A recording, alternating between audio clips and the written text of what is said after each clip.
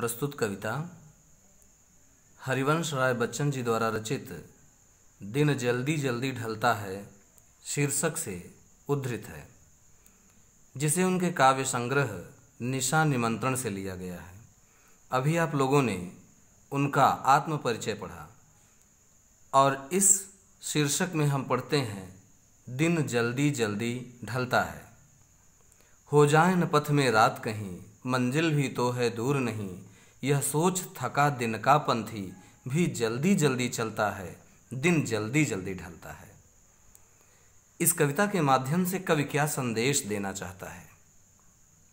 वो बताना चाहता है कि हम दिन को ज़्यादा महत्व देते हैं, हम प्रकाश को ज़्यादा महत्व देते हैं, हम रोशनी को ज़्यादा महत्व देते हैं, लेकिन क्या कभी ये मैंने सोचा कि अंधकार का भी मेरे जीवन में कितना महत्वपूर्ण योगदान है। अंधकार भी मेरे अंदर किसी उत्साह का संचार करता है। हम लोग अंधकार से दूर ही रहना चाहते हैं, अंधकार के पास कभी जाना नहीं चाहते। अंधकार को हम हमेशा काले की संज्ञा से प्रयोग करते हैं, जैसे कि काली तू रजनी भी काली, शासन की करनी भी काली, माखनलाल चतुर्वेदी जी ने लिखा। तो कुल मिलाकर कवि यहाँ रात्रि के भी प्रभाव को बताना चाहता है कि रात्रि भी कहीं न कहीं हमारे मन के अंदर, हमारे हृदय के अंदर उत्साह का संचार किस तरह से करती है। दिन जल्दी जल्दी ढलता है, हो जाए न पथ में रात कहीं, मंजिल भी तो है दूर नहीं।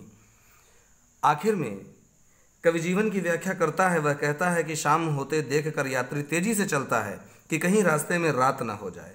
उसकी मंजिल समीप ही होती है, इस कारण वह थकान होने के बावजूद भी जल्दी जल्दी चलता है।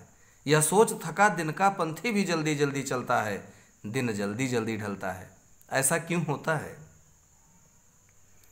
अगर रात न आए तो क्या वह पंथी अपने कभी मंजिल की ओर अग्रसर होगा? नहीं होगा। वो थका मजदूर अपनी मंजिल की तरफ अग्रसर होगा, वह अपने घर की तरफ जाएगा तो कहीं न कहीं रात्रि एक तरह से उसे घर पहुंचने के लिए बाध्य करती है, और वो भी अपनी मंजिल पर पहुंचना चाहता है, रात होने के पहले अपने मंजिल पर पहुंचना चाहता है, और उसको समय की कीमत का पता चलता है। और उस समय जब वो अपने मंजिल पर पहुंचना चाहता है, अपने घर पहुंचना चाहता है, तो उसे लगता है कि दिन बहुत जल्दी जल्दी ढलता चला जा रहा है। हो जाए न पथ में रात कहीं, मंजिल भी तो है दूर नहीं, यह सोच थका दिन का पंथी भी जल्दी जल्दी चलता है, दिन जल्दी जल्दी ढलता है। और आगे दूसरी पंक्ति में है,